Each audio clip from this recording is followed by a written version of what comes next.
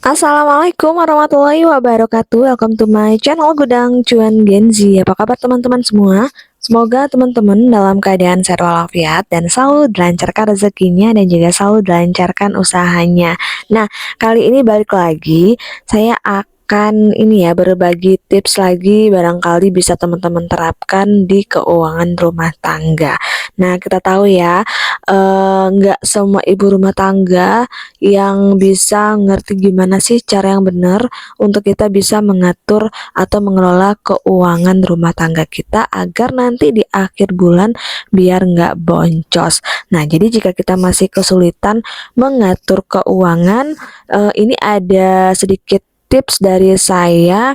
Apa salahnya kita mencoba ya metode-metode yang akan saya sampaikan. Ini pun juga saya banyak baca dan ini juga video awal-awal saya ya untuk nge-review dan juga berbagi informasi mengenai budgeting keluarga rumah tangga ya. Jadi bisa teman-teman praktekkan di kehidupan sehari-hari dan saya pun juga belajar.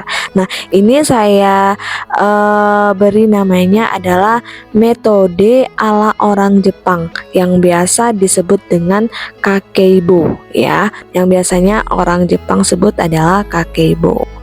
Nah, inti dari metode ini adalah mencatat pendapatan dan juga pengeluaran uang dengan rinci yang pada akhirnya akan mengubah sikap kita tentang penganggaran. Jadi mana yang lebih penting, menghasilkan lebih banyak atau mengendalikan uang.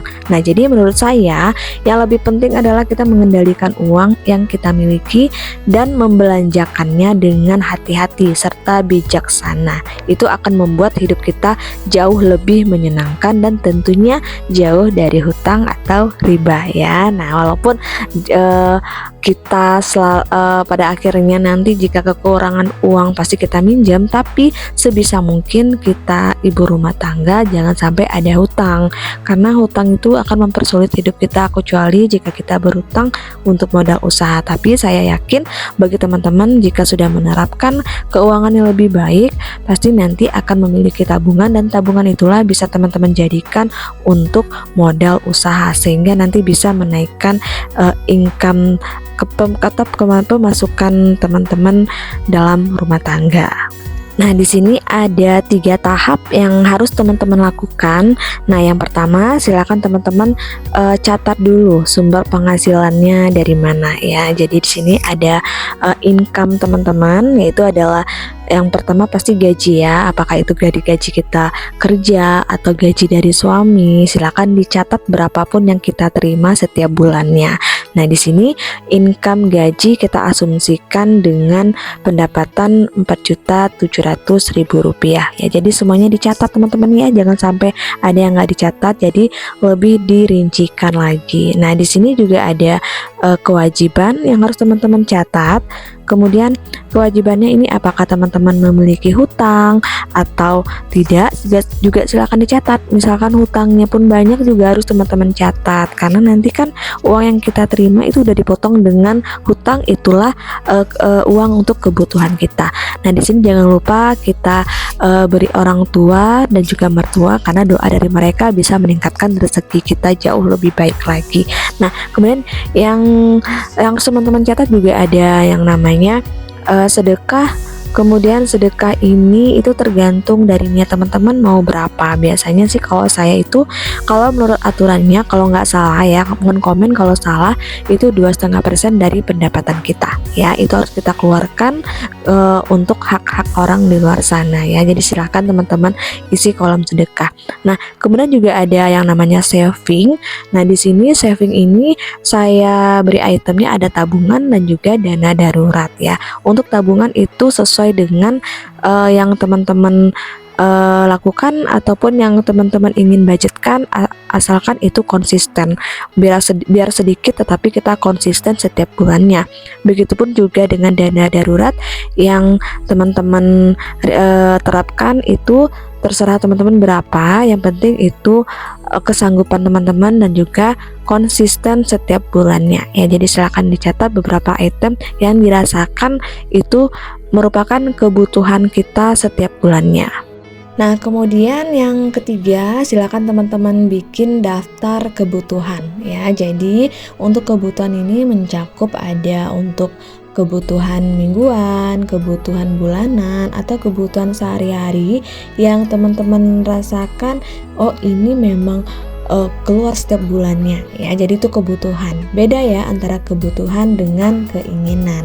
Nah, kebutuhan itu memang benar-benar sesuai dengan target yang kita gunakan habis pakai. Beda dengan keinginan. Keinginan itu mungkin sesuatu yang ingin kita beli. Namun ini di luar dari pos dari dana kebutuhan ya. Nah, di sini silakan teman-teman targetkan berapa maunya untuk belanja bulanan dan juga belanja mingguan. Nah, di sini saya menganggarkan budget untuk belanja mingguan itu sekitar 250.000 per minggunya. Jadi artinya dalam 4 minggu atau 1 bulan untuk belanja mingguan itu senilai 1 juta rupiah. Nah, di sini untuk belanja bulanan ini seperti untuk membeli peralatan, apakah itu shampoo, sabun mandi, pasta gigi, termasuk gas, itu saya masukkan ke dalam belanja bulanan. Karena untuk gas biasanya saya membelinya 1 kali 1 bulan ya. Nah, di sini juga ada yang namanya skincare, kemudian juga ada untuk bensin, kemudian ada juga untuk jajan, dan ada juga untuk hal-hal lain yang dirasakan perlu, yang biasanya mungkin ada dana tak terduga, apakah nanti ada yang hajatan atau ada undangan untuk pernikahan, nanti teman-teman bisa ambil dananya di dana lain-lain. Ini untuk dana yang sifatnya mendesak, namun jika tidak terpakai, ini bisa teman-teman masukkan ke dalam tabungan atau di dana darurat untuk kita tabung ya. Nah, nanti di bawahnya teman-teman silakan bikin total pengeluarannya di beberapa pos-pos yang udah kita masukkan.